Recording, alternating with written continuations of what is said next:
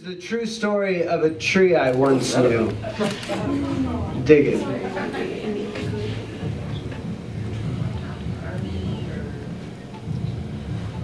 I remember the day they brought you home from the hospital. Though we hadn't yet met, I loved you through the window from the backyard. Oh. One time when you were 5, you hugged me after autumn had stripped me of my leaves. We used to talk then. Back when you could still hear me. I told you to squeeze me tighter, dry your eyes. My knots are what make me this beautiful.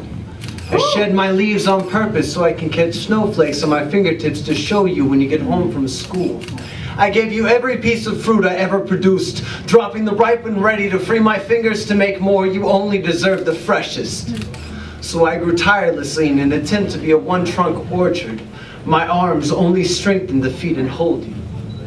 But as you grew, you forgot how to hear me. Charted the wisdom passed down to imaginary friends in ADD, discounting the assurances the purpose of life is growth, to let your heart unfold, blossom into fruits to feed weary souls. Son, let your arms stretch out wider every year. Learn from the redwoods, keep your head in the clouds while staying firmly rooted in the ground, despite what they tell you. This is not a dichotomy. Woo!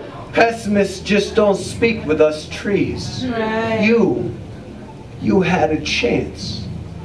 When you were 15, you lost your virginity beneath my shade after seducing your first love with an apple, with a picnic. I treated you both with blushing apples and kept secrets. A week away from graduation, you came home bearing these shoulder boulders that school books just couldn't compete with. I smiled from the roots up and you climbed my trunk teary-eyed for the first time since you've gotten too cool for us to talk. When you threw that rope over my arm, I thought you were finally going to put that old tire to good use. So I flexed my fibers as you tied all 13 knots I didn't understand. When you put your head where the old spare should have been. When you adorned yourself with an unfashionable necklace like a sigh of relief.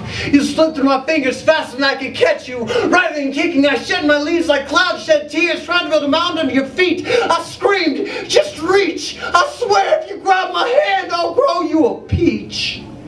Anything to not have this memory burned into me. If I could have self-immolated, my starburst would have put monks to shame.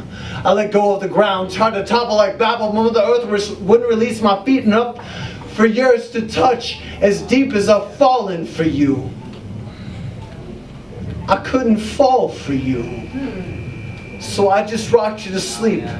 Like your grandmother's chair, made from my grandmother's spine. We swayed together all afternoon until around 9 when the paramedics came to pluck you, my most precious of all fruits. I'll carve your name in this year's ring. Next August, my apples will come out salty and seedless. I'll do nothing but taunt every bulldozer to pass me like a bullet in a barrel till one finally comes to take me, shave me into a million sheets, and we can slice my skin a poem of remembrance, or forever dive towards lightning bolts and attempt to follow you back to that heavenly mansion with that one open space in the backyard. I'm coming home for you,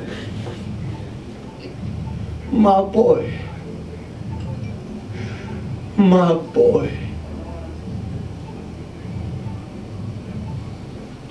Thank you.